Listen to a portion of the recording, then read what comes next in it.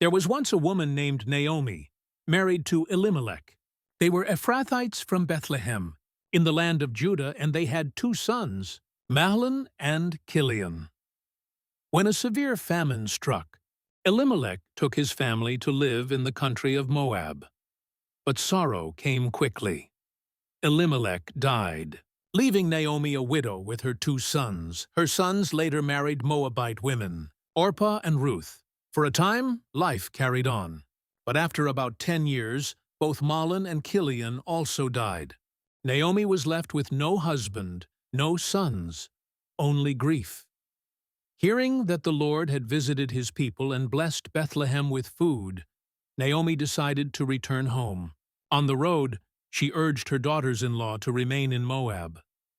With tears, Orpah turned back, but Ruth clung to Naomi and declared, "Do not urge me to leave you. Where you go, I will go. Where you stay, I will stay. Your people will be my people, and your God my God. Where you die, I will die, and there I will be buried.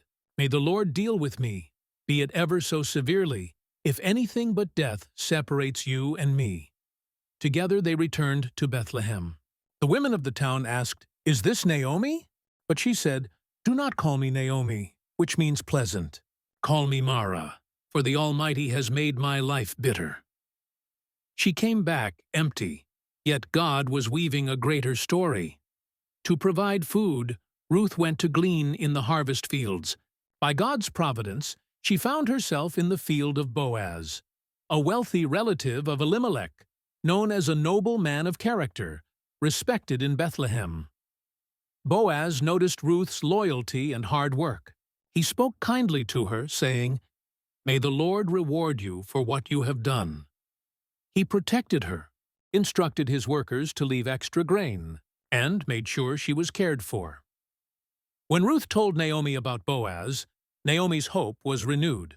She explained that Boaz was a kinsman redeemer, a close relative with the right to redeem their family line. Guided by Naomi, Ruth approached Boaz with humility. Boaz responded with honor. He praised Ruth for her faithfulness and promised to redeem her if the nearer relative declined.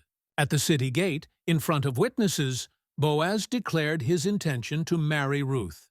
Their marriage was blessed by the people of Bethlehem. Ruth bore a son named Obed, and Naomi, once bitter, held her grandson with joy.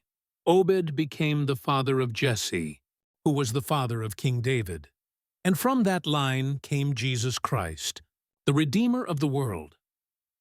The story of Ruth and Boaz reminds us that God turns famine into fullness, grief into grace, and emptiness into redemption, through loyalty, kindness, and His divine plan.